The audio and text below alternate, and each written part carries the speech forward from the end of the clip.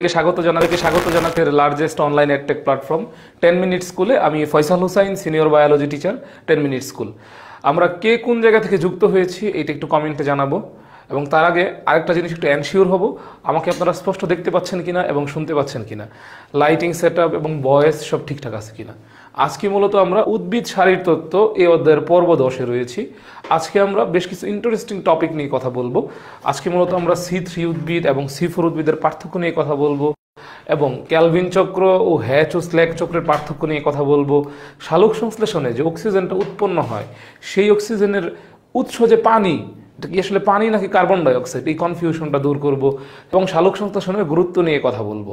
আচ্ছা, তো আমাকে আপনারা একটু কমেন্টে জানান যে আমাকে আপনারা স্পষ্ট দেখতে পাচ্ছেন কিনা এবং শুনতে পাচ্ছেন কিনা।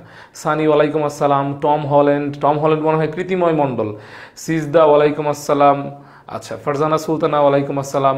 আমরা কে কোন কলেজ থেকে যুক্ত হয়েছি, আমাদের কলেজের নামটা এবং আমাদের শহরের নামটা যে কোনো একটা কিছু লিখে ফেলি, ঠিক আছে? আমরা এটা লিখতে লিখতে অনেকে অলরেডি আমাদের সাথে যুক্ত হয়ে যাবে। আচ্ছা, সানি বলতেছে big fan, bye I have a lot of fan, আমার এখন এসি দরকার অ্যাকচুয়ালি, ঠিক আছে? আচ্ছা, ফারজানা সুলতানা বলতেছে অল ক্লিয়ার, ওকে ফাইন। যেহেতু ও বলছে অল ক্লিয়ার, তার মানে সব ঠিকঠাক আছে, এখন আমরা পড়াশোনায় চলে যেতে পারি। আচ্ছা, তাহলে আমরা পড়াশোনায় চলে যাই। তো আমরা কিছু হোমওয়ার্ক দিয়েছিলাম আগের ক্লাসে, মনে আছে আপনাদের? হোমওয়ার্কে ছিল C3 উদ্ভিদ এবং C4 উদ্ভিদ, এদের নামগুলো আমি আপনাদেরকে বের করতে বলছিলাম, ঠিক আছে? আচ্ছা, এদের নামগুলো আমি আপনাদেরকে বের করতে বলেছিলাম। তো আমাকে বলেন তো এখন C3 উদ্ভিদ এবং C4 উদ্ভিদ কে কে বের করেছেন এটা বলেন। রওনক জাহান সোনাগাজী সরকারি কলেজ ফেনী থেকে, মোহাম্মদ নাহিদুল ইসলাম ফেনী মহিপাল সরকারি কলেজ থেকে, ভেরি গুড। সৌরভ ওয়ালাইকুম আসসালাম। সৃজন জামালগঞ্জ সরকারি কলেজ সুনামগঞ্জ থেকে। আচ্ছা, সবাই ফ্রেন্ডদেরকে একটু মেনশন দিয়ে দিই নিচে, নিচে মেনশন দিই। এই যে আদি রয় মেনশন দিয়ে দিয়েছে, ওইভাবে মেনশন দিয়ে দিই। C3 উদ্ভিদ এবং C4 উদ্ভিদ নিয়ে কথা বলবো, C3 উদ্ভিদ এবং C4 উদ্ভিদ নিয়ে কথা বলবো, ঠিক আছে? এই যে পার্থক্যটা, এই পার্থক্যটা পরীক্ষায় আসবে, খুব ইম্পর্টেন্ট। পার্থক্যটা পরীক্ষায় আসবে খুব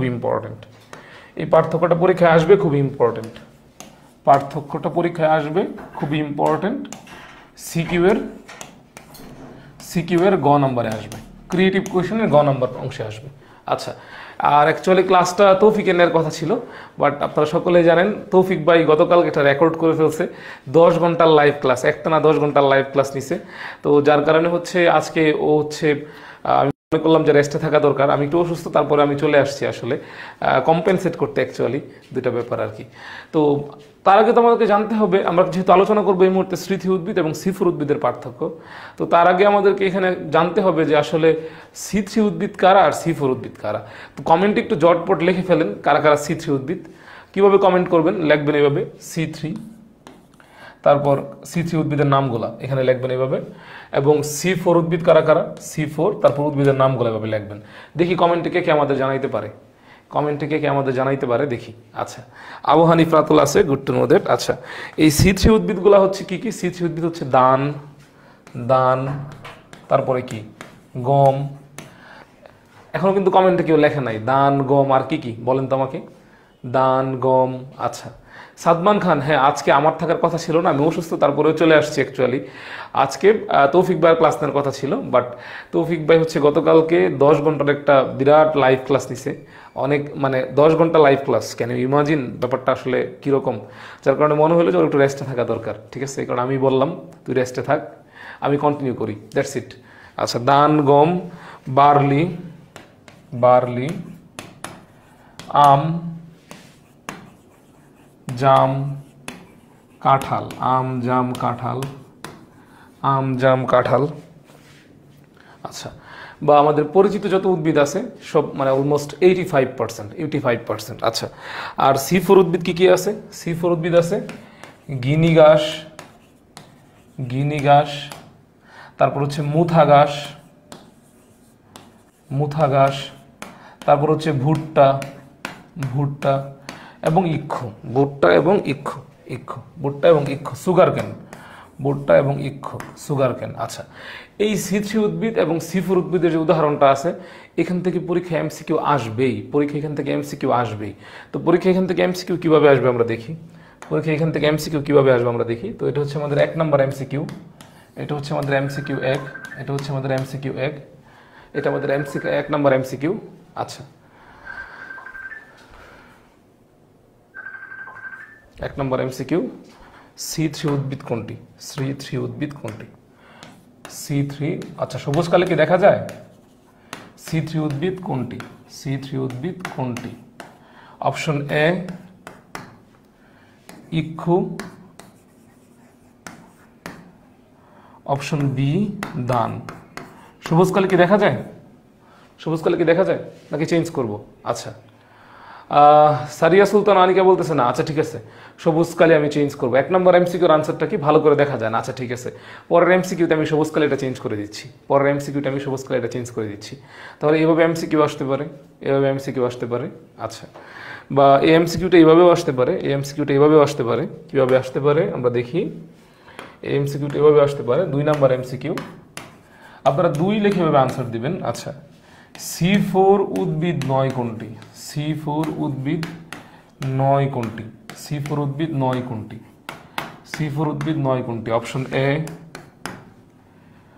ইক্ষু, অপশন বি ভুট্টা, অপশন সি ধান, অপশন ডি মুথা ঘাস। মুথা ঘাস। এখান থেকে মূলত এই প্যাটার্ন এমসিকিউ আসবে, দেখি। আচ্ছা, 1 এর আনসার কি, 2 এর আনসার কি বলেন আমাকে। 1 এর আনসার ছিল হচ্ছে, 1 এর আনসার ছিল হচ্ছে C3 উদ্ভিদ। C3 উদ্ভিদ হচ্ছে দান। 1 এর আনসার হচ্ছে বি। 1 এর আনসার হচ্ছে বি এবং 2 এর আনসার হচ্ছে, 2 এর আনসার হচ্ছে সি। 2 এর আনসার হচ্ছে সি, এক্স্যাক্টলি। কারণ ইক্ষু, ভুট্টা, মুথা ঘাস এগুলো C4 উদ্ভিদ, বাট এই ধানটা হচ্ছে C3 উদ্ভিদ। ধানটা কি? ধানটা হচ্ছে C3 উদ্ভিদ। তাহলে আমরা বুঝতে পারলাম এখান থেকে প্রশ্ন কিভাবে আসবে। অরণি বলতেছে লাইভ আটকে আসতেছে। শুধু কি অরণির এখানে লাইভটা আটকে যাচ্ছে নাকি অন্য কারো এখানে আটকে যাচ্ছে? শুধু কি অরণির এখানে লাইভটা আটকে যাচ্ছে নাকি অন্য কারো এখানে আটকে যাচ্ছে? আমাকে একটু বলেন তো। শুধু কি অরণির এখানে আটকে যাচ্ছে নাকি আপনাদের এখানে আটকে যাচ্ছে? সবার এখানে আটকে যাচ্ছে? আমাকে একটু বলেন। আচ্ছা, 2 এর সি, তার মানে অনেকেই আনসার দিয়ে দিছে, দ্যাটস গুড। আচ্ছা, এখন আমরা যদি দেখি উদ্ভিদগুলা, এখানে যখন আপনারা পার্থক্য লিখবেন, আপনারা একটা ভুল করেন পরীক্ষা খাতার মধ্যে যখন সৃজনশীল দেন, সৃজনশীলের মধ্যে যখন লেখা থাকে পার্থক্য বা মিল অমিল দেখাও, এই টপিকগুলো যখন থাকে তখন আপনারা কিন্তু হচ্ছে অনেকেই প্যারাগ্রাফ আকারে লেখা শুরু করেন। পার্থক্য শব্দটা যদি উপস্থিত থাকে প্রশ্নের মধ্যে তাহলে অবশ্যই আপনাকে বক্স বানাইতে হবে এবং বক্সের মধ্যে 3টা ঘর করতে হবে। কিভাবে? যদি পার্থক্য শব্দটা প্রশ্নের মধ্যে উপস্থিত থাকে তাহলে সিকিউ আনসারে কি করবেন? 3টা বক্স অবশ্যই রাখবেন, নয়তো আপনি নাম্বার পাবেন না। নয়তো আপনি, অনেকেই সৃজনশীল আমরা লিখি কিন্তু আসলে আমরা নাম্বারটা কেন পাই না?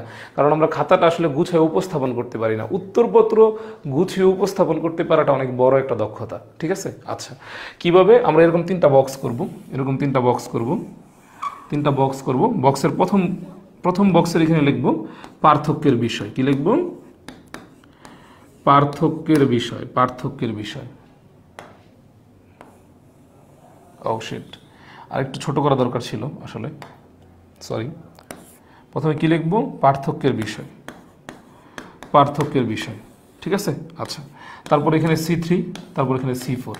তো ধরেন এখানে আমরা পার্থক্যের বিষয়, প্রথম পার্থক্যের বিষয় হচ্ছে আসলে ধরেন তাপমাত্রা বা টেম্পারেচার। ধরেন প্রথম পার্থক্যের বিষয় হচ্ছে টি, তাপমাত্রা বা টেম্পারেচার। এখন কারা উচ্চ তাপমাত্রায় থাকতে পারবে, কারা উচ্চ তাপমাত্রায় থাকতে পারবে না, ঠিক আছে? তাহলে C3 উদ্ভিদ কি? C3 উদ্ভিদ আমরা জানি এরা উচ্চ তাপমাত্রায় খাপ খাইয়ে নিতে পারে না। C3 উদ্ভিদ উচ্চ তাপমাত্রায় খাপ খাইয়ে নিতে পারে না, বাট C4 উদ্ভিদ কিন্তু উচ্চ তাপমাত্রায় খাপ খাইয়ে নিতে পারে। তো আলটিমেটলি এইভাবে বক্স আকারে লিখতে হবে। কি আকারে লিখতে হবে? বক্স আকারে লিখতে হবে, ঠিক আছে? আচ্ছা, তো আমরা দেখি, আমরা পড়াশোনায় চলে যাই আরেকটু। এখন আমরা C3 এবং C4 এর পার্থক্য পড়ব। কার পার্থক্য পড়ব? C3 অ্যান্ড C4 এর পার্থক্য। পার্থক্য, পার্থক্য। তো আমরা যদি দেখি পার্থক্যের বিষয়, এখানে পার্থক্যের বিষয়, পার্থক্যের বিষয়, পার্থক্যের বিষয়, পার্থক্যের বিষয় C3 C4। তো প্রথম পার্থক্য হচ্ছে তাপমাত্রা। প্রথম পার্থক্যের বিষয় হচ্ছে তাপমাত্রা। তাপমাত্রা, আচ্ছা। তো C3 উদ্ভিদগুলা কিন্তু আসলে উচ্চ তাপমাত্রায় খাপ খাইয়ে নিতে পারে না, উচ্চ তাপমাত্রায় খাপ খাইয়ে নিতে পারে না। তার মানে আমি এখানে ক্রস চিহ্ন দিলাম জাস্ট, মানে এরা হাই টেম্পারেচারে বা উচ্চ তাপমাত্রায় আসলে উচ্চ তাপমাত্রায় খাপ খাইয়ে নিতে পারে না, আমি জাস্ট ক্রস দিয়ে রাখলাম। আর এরা উচ্চ তাপমাত্রায় C4 উদ্ভিদ উচ্চ তাপমাত্রায়, আপনি কিভাবে মনে রাখবেন আসলে উচ্চ তাপমাত্রায় খাপ খাইয়ে নিতে পারে, টিক চিহ্ন দিয়ে রাখলাম, ঠিক আছে, আমরা চাইলে এইভাবে মনে রাখতে পারি। আচ্ছা, তারপর 2 নম্বর পার্থক্যের বিষয় কি? 2 নম্বর পার্থক্যের বিষয় হচ্ছে যে ওই এদের আসলে কোরোপ্লাস্টের যে ধরন, কোরোপ্লাস্টের ধরনটা কীরকম, কোরোপ্লাস্টের ধরনটা কীরকম। এখানে একটা শব্দ আছে ক্রেনজ অ্যানাটমি, এই ক্রেনজ অ্যানাটমিটা খ নাম্বারে আসবে, সৃজনশীলের খ নাম্বারে আসবে। ক্রেনজ অ্যানাটমি বলতে কী বুঝো, আমরা ক্লাসের শেষের দিকে এটা নিয়ে কথা বলবো, ক্রেনজ অ্যানাটমি নিয়ে কী বুঝো। তারপরে এখানে আসলে কার্বন ডাইঅক্সাইডের ঘনত্ব সম্পর্কে আপনাকে জানতে হবে, যে আসলে C3 উদ্ভিদ এবং C4 উদ্ভিদ এখানে আলটিমেটলি যে কার্বন ডাইঅক্সাইডের ঘনত্ব উপর নির্ভর করে কোন জায়গায় রেটটা বেশি কোন জায়গায় কম, ঠিক আছে। তারপরে এখানে পার্থক্যের বিষয়ে আরও আপনাকে উল্লেখ করতে হবে যে এখানে বিক্রিয়াটাকে শুধু মেসোফিল কোষে ঘটে নাকি আর অন্য কোনো কোষে ঘটে। যেমন আমরা জানি C4 উদ্ভিদের যে বিক্রিয়াটা এটা কিন্তু 2টা কোষের মধ্যে ঘটে, মনে করে দেখেন C4 চক্রটা কিন্তু 2টা কোষের মধ্যে ঘটছিল, মেসোফিল কোষেও ঘটছিল, বান্ডলসিত কোষেও ঘটছিল। তার আগে আমাকে একটু বলেন তো আগের ক্লাসটা কারা কারা করেন নাই, C3 চক্র, এবং যেমন মাহমুদ মুক্তাদির তালহা বলতেছে যে C3 এখনো নুব, ঠিক আছে, তার মানে হচ্ছে ও কি C3 চক্রের ক্লাসটা করে নাই। আগের আমাকে বলেন তো C3 এবং C4 চক্র এই 2টা ক্লাসকে কি করেন নাই? সেখানে কিন্তু আমি পড়াইছিলাম যে C4 চক্র কিন্তু 2টা কোষে ঘটে, কয়টা কোষে ঘটে? 2টা কোষে ঘটে, মেসোফিল কোষেও ঘটে, মেসোফিল কোষেও ঘটে এবং বান্ডলসিত কোষেও ঘটে, বান্ডলসিত কোষেও ঘটে। বাট তাহলে C4 চক্র যদি 2টা কোষে ঘটে তাহলে যে সকল চক্র মানে যে সকল উদ্ভিদে C4 চক্র ঘটে তারাই তো C4 উদ্ভিদ, যে সকল উদ্ভিদে C4 চক্র ঘটে তারাই তো C4 উদ্ভিদ। তার মানে C4 চক্র যদি 2টা কোষে ঘটে, মেসোফিল এবং বান্ডলসিত কোষ, তার মানে C4 উদ্ভিদেও যে চক্রটা 2টা কোষেই ঘটবে, ব্যাপারটা হচ্ছে এটা। তাহলে C3 উদ্ভিদে কিন্তু আসলে 2টা কোষের মধ্যে আলটিমেটলি চক্রটা ঘটে না, শুধু মেসোফিল কোষে ঘটে। হ্যাঁ, আমি একটু সিক, অসুস্থ।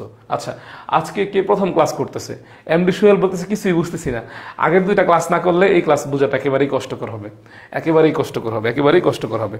এবং সালোক সংশ্লেষণের হার, এই যে C3 সালোক সংশ্লেষণের হার, আমরা যদি সালোক সংশ্লেষণের হারের কথা চিন্তা করি, এই C3 উদ্ভিদে সালোক সংশ্লেষণের হার কম, সালোক সংশ্লেষণের হার কম। অন্যদিকে C4 উদ্ভিদে সালোক সংশ্লেষণের হারটা বেশি। আমি মুখে বলতেছি, বোর্ডে কম লেখাইতেছে, কারণটা হচ্ছে এটা কিন্তু আপনার বইয়ের মধ্যে আছে, এটা কিন্তু আপনার বইয়ের মধ্যে আছে, ঠিক আছে, এটা আপনার বইয়ের মধ্যে আছে, বইয়ের মধ্যে আছে পার্থক্যটা। আমি জাস্ট মানে বেসিক অ্যানালাইসিস করে বলে দিতেছি, বেসিক অ্যানালাইসিস করে বলে দিতেছি, ঠিক আছে, বেসিক অ্যানালাইসিস করে দিলে বলে দিতেছি। আচ্ছা, জান্নাতুল ফেরদৌস বলা হলো 10টায় ক্লাস, কিন্তু এখন কেন ক্লাস কি 10টায় বলা হয়েছে? 10টায় ক্লাস বলা হয়েছে?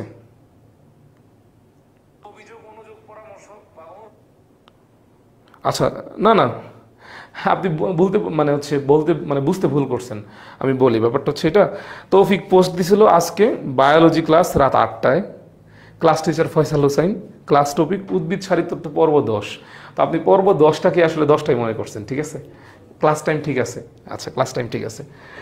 আচ্ছা আচ্ছা, এখন একটা খ নাম্বার প্রশ্ন আপনার পরীক্ষা আসবেই, শিওর শট খ নাম্বার পরীক্ষা, এটা আসবেই আপনার শিওর শট খ নাম্বার। ক্রেনজ অ্যানাটমি নামে একটা শব্দ আছে, কি বললাম? ক্রেনজ অ্যানাটমি নামে একটা শব্দ আছে, এটা আপনার পরীক্ষায় আসবেই। ক্রেনজ অ্যানাটমি বলতে কি বুঝো? ক্রেনজ অ্যানাটমি বলতে কি বুঝো? আমি জানি না, অনেকের হয়তো ইয়ারচিন্স পরীক্ষা হয়ে গেছে কলেজে, অনেকের কলেজে হয়তো ইয়ারচিন্স পরীক্ষা হয়ে গেছে, আপনাদের ইয়ারচিন্স পরীক্ষা হয়তো এই প্রশ্নটা আসছে অনেকের কলেজে, ক্রেনজ অ্যানাটমি বলতে কি বুঝো? এটা বোর্ড পরীক্ষাও আসবে, ঠিক আছে, বোর্ড পরীক্ষাও আসবে ক্রেনজ অ্যানাটমি। আসেন আমরা একটু শব্দটাকে বিশ্লেষণ করি, অ্যানাটমি শব্দটাকে বিশ্লেষণ করি। অ্যানাটমি শব্দের বাংলা হচ্ছে অঙ্গ সংস্থান বিদ্যা। অ্যানাটমি শব্দের বাংলা কি? অঙ্গ সংস্থান বিদ্যা। মানে আমাদের বডিতে বা আমাদের অঙ্গে বা আমাদের বডিতে আমাদের বডিতে বা দেহে কোন অঙ্গ কিভাবে সাজানো আছে এবং সেই অঙ্গের গঠন আমরা যেই বইয়ে পড়ি সেই বইয়ের নাম হচ্ছে অ্যানাটমি। আপনি মেডিকেলে ফার্স্ট ইয়ারে যাওয়ার পর 3টা বই থাকবে আপনার, একটার নাম অ্যানাটমি, আরেকটার নাম ফিজিওলজি, আরেকটার নাম হচ্ছে বায়োকেমিস্ট্রি, ঠিক আছে। তো অ্যানাটমির বাংলা হচ্ছে অঙ্গ সংস্থান বিদ্যা। তো আপনার বডির মধ্যে বা আপনার দেহে কোন অঙ্গে মানে কোন অঙ্গটা কিভাবে সাজানো আছে সেইটা যে বইয়ে বা যে সায়েন্সের যে ব্রাঞ্চে আলোচনা করা হয় সেটাকে বলে আমরা অ্যানাটমি। আচ্ছা, অনেকের এখানে আসে না, কিন্তু ওই যে কাজী সঞ্জু ইসলাম ও বলতেছে আসছে, আচ্ছা ওর এখানে আসছে, বাট এটা আসার মতো ইম্পর্টেন্ট একটা প্রশ্ন অ্যাকচুয়ালি। হ্যাঁ, তো অ্যানাটমি, এই ক্রেনজ অ্যানাটমি আমরা জানি C3 উদ্ভিদ এবং C4 উদ্ভিদ এর মধ্যে এই C4 উদ্ভিদটা উচ্চ তাপমাত্রায় খাপ খাওয়াইতে পারে। এই C4 উদ্ভিদটা উচ্চ তাপমাত্রায় খাপ খাওয়াইতে পারে, উচ্চ তাপমাত্রায় খাপ খাওয়াইতে পারে। C4 উচ্চ তাপমাত্রায় খাপ খাওয়াইতে পারে, ঠিক আছে, খাপ খাওয়াইতে পারে। কিন্তু এই C3 উচ্চ তাপমাত্রায় খাপ খাওয়াইতে পারে না। উচ্চ তাপমাত্রায় খাপ খাওয়ানোর জন্য, উচ্চ তাপমাত্রায় খাপ খাওয়ানোর জন্য এই C4 উদ্ভিদের পাতা, এই C4 উদ্ভিদের পাতাতে এক ধরনের গঠন দেখা যায়, এক ধরনের গঠন দেখা যায়, এক ধরনের অন্তর্গঠন দেখা যায়। সেই অন্তর্গঠনটাই হচ্ছে ক্রেনজ অ্যানাটমি। সেই অন্তর্গঠনটাই হচ্ছে কি? সেই অন্তর্গঠনটাই হচ্ছে ক্রেনজ অ্যানাটমি। আমি কি বললাম? ক্রেনজ অ্যানাটমি কি? ক্রেনজ অ্যানাটমি হচ্ছে, ক্রেনজ অ্যানাটমি হচ্ছে আমরা বললাম উদ্ভিদকে আমরা দুইটা ভাগে ভাগ করছি, একটা হচ্ছে C3 উদ্ভিদ আর একটা হচ্ছে C4 উদ্ভিদ। একটা C3 উদ্ভিদ আর একটা C4 উদ্ভিদ, ঠিক আছে। C3 উদ্ভিদ উচ্চ তাপমাত্রায় খাপ খাওয়াইতে পারে না, C4 উদ্ভিদ উচ্চ তাপমাত্রায় খাপ খাওয়াইতে পারে। এই উচ্চ তাপমাত্রায় খাপ খাওয়াইতে পারার জন্য এই C4 উদ্ভিদের পাতাতে একটা বিশেষ অন্তর্গঠন দেখা যায়, একটা বিশেষ গঠন দেখা যায়। সেই বিশেষ গঠনটাই হচ্ছে ক্রেনজ অ্যানাটমি। এইটুকু খাতায় লিখতে পারবেন কিনা বলেন? সবাই ক্লিয়ার কিনা? ক্রেনজ অ্যানাটমি ক্লিয়ার কিনা আমাকে বলেন? ক্রেনজ অ্যানাটমি ক্লিয়ার কিনা আমাকে বলেন? বোটানি ছাড়া কি মেডিকেল সম্ভব না? আচ্ছা, বোটানি কি খুব টাফ লাগতেছে আপনার কাছে? মেহেদি অনেক জোস। কয়টা ক্লাস লাগবে ভাই? আর দুইটা ক্লাস লাগবে, আর দুইটা ক্লাস লাগবে, আর দুইটা ক্লাস লাগবে। ক্রেনজ অ্যানাটমি সবাই ক্লিয়ার কিনা আমাকে বলেন? Sariya Sultana Arnika clear? Okay, good to know that. আচ্ছা, ক্রেনজ অ্যানাটমি সবাই ক্লিয়ার কিনা লিখতে পারবেন? আচ্ছা, অ্যাসকিমন বলতেছে again. Okay fine, again. Okay, অ্যাসকিমন আমি অ্যাগেইন রিপিট করে দিচ্ছি। আচ্ছা, C3 উদ্ভিদ এবং C4 উদ্ভিদ। অ্যাসকিমন আমাকে একটু আপনি বলেন কমেন্টে যে এই C4 উদ্ভিদ নাকি C3 উদ্ভিদ উচ্চ তাপমাত্রায় কে খাপ খাওয়াইতে পারে? উচ্চ তাপমাত্রায়, উচ্চ তাপমাত্রায় কে খাপ খাওয়াতে পারে? কে খাপ খাওয়াতে পারে? উচ্চ তাপমাত্রায় কে খাপ খাওয়াতে পারে? বা উচ্চ তাপমাত্রায় কোন ধরনের উদ্ভিদ টিকে থাকতে পারে? উচ্চ তাপমাত্রায় কোন ধরনের উদ্ভিদ টিকে থাকতে পারে? ঠিক আছে, বলেন। C4, আদি রয়, ফারুক আহমেদ, এক্স্যাক্টলি C4। তাহলে C3 উচ্চ তাপমাত্রায় খাপ খাওয়াইতে পারে না। তার মানে উচ্চ তাপমাত্রায় খাপ খাওয়ানোর জন্য সূর্য থেকে একটা হাই টেম্পারেচার আসতেছে, এসে তো এটা গাছের পাতার মধ্যে পড়তেছে, তাই না? উদ্ভিদের পাতার মধ্যে পড়তেছে। তাহলে সেই উদ্ভিদের পাতার একটা বিশেষ গঠন থাকে। সেই উদ্ভিদের পাতার বান্ডল শীতের চারদিকে কোরোপ্লাস্ট যুক্ত একটা মেসোফিলের লেয়ার থাকে, স্তর থাকে। এটা একটা ভিতরের গঠন বা অন্তর্গঠন। তাহলে আমরা খাতার মধ্যে এমনভাবে লিখবো যে উচ্চ তাপমাত্রায় বা হাই টেম্পারেচারে খাপ খাওয়ানোর জন্য, টিকে থাকার জন্য C4 উদ্ভিদের পাতার মধ্যে এক বিশেষ অন্তর্গঠন দেখা যায়। তাকে আমরা কি বলি? তাকেই বলি আমরা ক্রেনজ অ্যানাটমি। কি বলি? ক্রেনজ অ্যানাটমি। এইটুকু লিখলেই আমরা 2 নাম্বার পেয়ে যাব। এইটুকু লিখলে আমরা 2 নাম্বার পেয়ে যাব। অ্যাসকিমন এখন ক্লিয়ার কিনা বলেন? এটা কিন্তু খ নাম্বারে আসবেই, খ নাম্বারে কিন্তু এটা আসবেই শিওরলি, খ নাম্বারে এটা আসবেই শিওরলি। এখন ক্লিয়ার অ্যাসকিমন? আচ্ছা আচ্ছা, টম হল্যান্ডের ক্লিয়ার, হ্যাঁ, কীর্তিময় মণ্ডলেরও ক্লিয়ার। আচ্ছা, ব্যাপারটা এমন না যে আমি শুধু মেয়েদের কমেন্ট পড়ি, ছেলেদের কমেন্ট পড়ি না, ব্যাপারটা এমন না। অ্যাকচুয়ালি যার কমেন্ট সামনে আসতেছে সবারটাই পড়তেছি, আর আমি যদি শুধু কমেন্টই পড়ি তাহলে তো কমেন্ট পড়তে পড়তে ক্লাস শেষ হয়ে যাবে, তাই না? আচ্ছা, এখন আমরা অ্যাকচুয়ালি ক্যালভিন চক্র এবং ক্যালভিন চক্র, আচ্ছা, পার্থক্যের বিষয়। এখন আমরা ক্যালভিন চক্র এবং হ্যাচুসল্যাক চক্রের পার্থক্য পড়ব। পার্থক্যের বিষয় ক্যালভিন চক্র,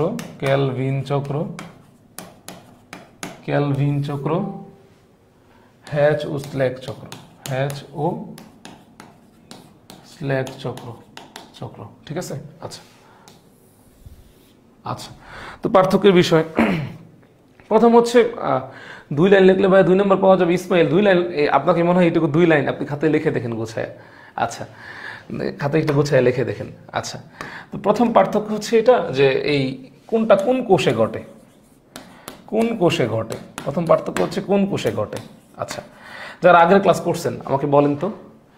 আচ্ছা, এই হ্যাচুসল্যাক চক্র বা C4 চক্র কয়টা কোষে ঘটে? আপনারা বলেন তো। 2টা কোষে ঘটে। কয়টা কোষে ঘটে? 2টা কোষে। কয়টা কোষে ঘটে? 2টা কোষে ঘটে। মেসোফিল কোষেও ঘটে, বান্ডলশীথ কোষেও ঘটে। মেসোফিল কোষেও ঘটে এবং বান্ডলশীথ কোষেও ঘটে। অপরদিকে অপরদিকে এই কেলভিন চক্র শুধুমাত্র কোন কোষে ঘটে? একটা কোষে ঘটে। কোন কোষে ঘটে? একটা কোষে ঘটে, ঠিক আছে, একটা কোষে ঘটে। সেই কোষের নাম কি? মেসোফিল কোষ। সেই কোষের নাম কি?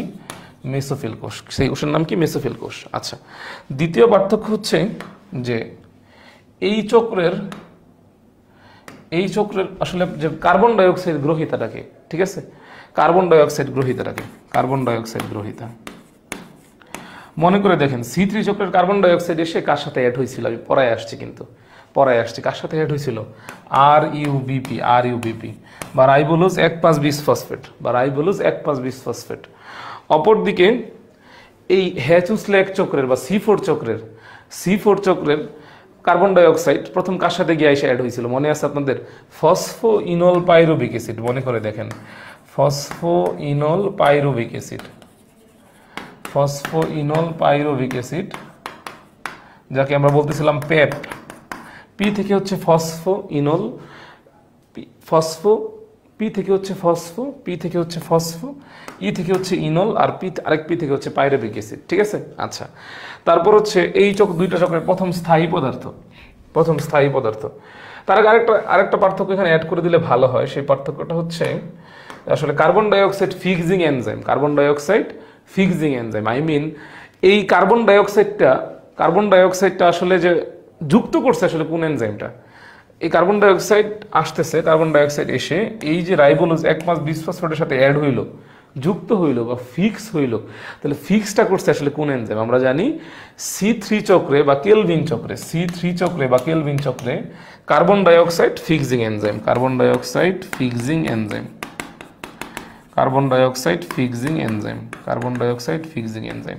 আমরা জানি এই C3 চক্রে কার্বন ডাইঅক্সাইডটাকে রাইবোলোজ 1,5-বিসফসফেটের সাথে ফিক্সিং করে যে এনজাইম, সেই এনজাইমের নাম কি? সেই এনজাইমের নাম হচ্ছে রুবিস্কো। খুবই গুরুত্বপূর্ণ একটা এনজাইম। সেই এনজাইমের নাম কি? সেই এনজাইমের নাম হচ্ছে রুবিস্কো, ঠিক আছে। আচ্ছা, অন্যদিকে আমরা এটা জানি এই ফসফোইনল পাইরুভিক অ্যাসিডের সাথে কার্বন ডাইঅক্সাইডটা যে যোগ করছে, কার্বন ডাইঅক্সাইড কিন্তু এখানে যুক্ত হয়েছে। তো কার্বন ডাইঅক্সাইড যুক্ত হওয়া মানে এই প্রক্রিয়াটাকে আমরা কি বলতে পারি? কার্বক্সিলেশন। কি বলতে পারি? ফিক্সিং এনজাইম মিনস আদিরয়। আচ্ছা, ফিক্সিং এনজাইম কি বুঝতেছিস না? দেখ, ফিক্স মানে কি? ধর মানে হচ্ছে আদিরয় কোনো একজন ভদ্র মহিলাকে পছন্দ করে, সাপোজ। এখন তাদের মধ্যে আমরা হচ্ছে বিয়ে শাদী করায় দিব, তার মানে এই ব্যাপারটাকে আমরা ফিক্স করায় ফেলতেছি। রিলেশনশিপ থেকে থাকাকালীন সময় ব্যাপারটা যেরকম একটা অনিশ্চয়তা থাকে বা দুদুল্যমান অবস্থায় থাকে, তাহলে এরকম দুদুল্যমান অবস্থায় থাকতেছে না, ব্যাপারটাকে আমরা ফিক্স করে ফেলতেছি। আই মিন বিয়ে করাই দিতেছি, একদম নিশ্চয়তা, যাতে কোনো অসুবিধা না থাকে। তাহলে ফিক্স মানে হচ্ছে নিশ্চিতভাবে যুক্ত করে দেওয়া। ফিক্স মানে কি? নিশ্চিতভাবে যুক্ত করে দেওয়া। ফিক্সিং, তাহলে নিশ্চিতভাবে আমরা যুক্ত করে দিছি। তাহলে কার্বন ডাইঅক্সাইড ফিক্সিং এনজাইম। তাহলে একটু C3 চক্রের দিকে মনে করে দেখ, এই যে কার্বন ডাইঅক্সাইডটা পরিবেশ থেকে মেসোফিল কোষের মধ্যে ঢুকতেছিল, ঠিক আছে। আচ্ছা, এই যে কার্বন ডাইঅক্সাইডটা রাইবোলোজ 1,5-বিসফসফেটের সাথে গিয়ে যুক্ত হইতেছিল। এই যে কার্বন ডাইঅক্সাইডটা এসে রাইবোলোজ 1,5-বিসফসফেটের সাথে যুক্ত হবে, ঠিক আছে, ফিক্স হবে। তাহলে এটা ফিক্স করার জন্য একটা এনজাইম লাগবে। সেই ফিক্সিং এনজাইমটার নামই কি? সেই ফিক্সিং এনজাইমটার নামই হচ্ছে রুবিস্কো। সবাই এখন বুঝছিস? ফিক্স মানে স্থায়ী, এটা আমি জানি। তাহলে জানলে তো আসলে তখন এভাবে বলার কিছু ছিল না। আচ্ছা,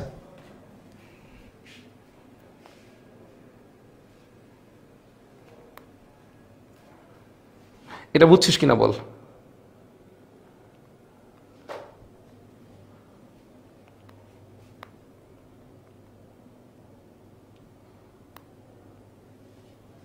ওকে, আচ্ছা, ওকে ফাইন। আচ্ছা, তো এখন আরো কিছু পার্থক্য আমাদের এখান থেকে জানতে হবে। হোপফুলি এগুলো তোরা জানিস, আগেই পড়ায় ফেলছি আমি। C3 চক্র এন্ড C4 চক্র বা ক্যালভিন চক্র, আর এটা হচ্ছে হ্যাচ ও স্ল্যাক চক্র, ঠিক আছে। আচ্ছা, পার্থক্যের বিষয়। এরপর যেটা আসতেছে প্রথম স্থায়ী পদার্থ। তো C3 চক্রের প্রথম স্থায়ী পদার্থের নাম কি? C3 চক্রের প্রথম মানে হচ্ছে স্থায়ী পদার্থের নাম কি বল? C3 চক্রের বা ক্যালভিন চক্রের প্রথম। আচ্ছা, একটা ব্যাপার আমি বলি, জনগণ যেখানে আসলে কনফিউশন তৈরি করে, C3 চক্র এবং C4 চক্রের পার্থক্য এবং C3 উদ্ভিদের পার্থক্য এবং C4 উদ্ভিদের পার্থক্য দুইটা কিন্তু এক জিনিস না, ঠিক আছে। যদি পরীক্ষার মধ্যে চক্রের পার্থক্য আসে তাহলে চক্রের পার্থক্য লিখতে হবে, যদি পরীক্ষার মধ্যে উদ্ভিদের পার্থক্য আসে তাহলে উদ্ভিদের পার্থক্য লিখতে হবে, এটা মাথায় রাখতে হবে কিন্তু, এইটা ভুল করা যাবে না, ঠিক আছে, এটা ভুল করা যাবে না। C3 চক্র এবং C4 চক্র এটা আলাদা একটা পার্থক্য, C3 উদ্ভিদ এবং C4 উদ্ভিদ এটা আলাদা একটা পার্থক্য, ঠিক আছে। আচ্ছা তাহলে আচ্ছা সৌরভ পল অলরেডি বলে ফেলছে, ভেরি গুড। 3PGA বা 3-ফসফোগ্লিসারিক অ্যাসিড, 3-ফসফোগ্লিসারিক অ্যাসিড এটা হচ্ছে কেলভিন চক্রের প্রথম স্থায়ী পদার্থ। Very good Abdullah Al Naim, very good.